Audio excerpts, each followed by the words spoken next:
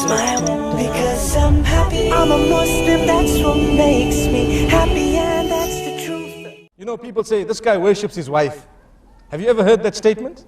This guy worships his wife. I see a lot of brothers saying yes, you know.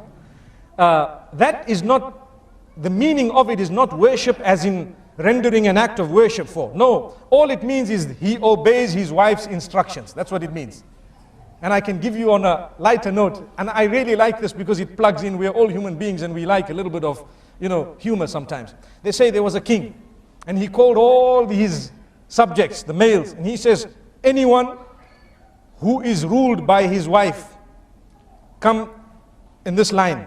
And whoever rules his wife, where, you know, the instructions are not obeyed, so to speak, or they come from you as a man, then you stand in this line. So the whole community stood in the wrong line. Allahu Akbar.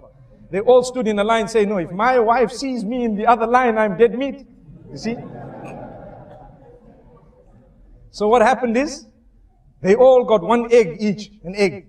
They were given one egg. And there was one man who stood in the line. I'm the man. You know, in the house, I'm the man. So the king was so happy, at least amongst my subjects, there is one man who has such greatness, you know, meaning he has the quality, ar-rujula, you know, he's a man, you know. So now the king gave him a horse, brown horse.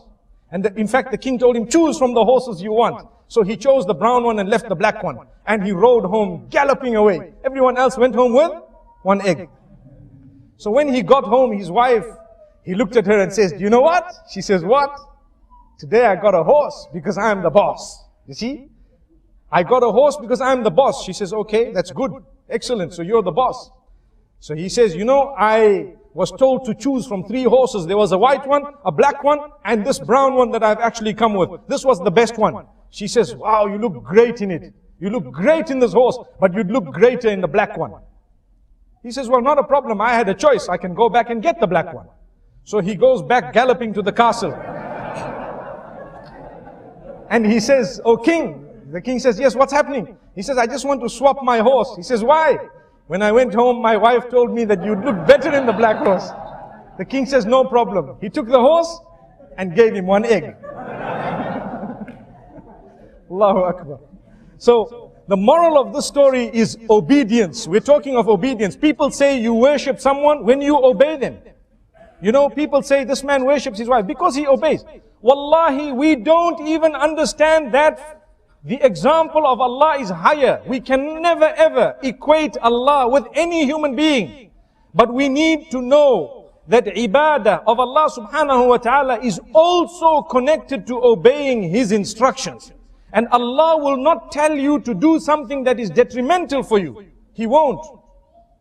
Whatever Allah has instructed you to do, and whatever He has asked you to abstain from, all of that is for your benefit, oh man. Why is it that we want to look at it and think that this is very difficult when, if someone were to tell us to do something that is not beneficial for us, because we love them, we might end up doing it. Why is it that we don't show higher love for Allah subhanahu wa ta'ala?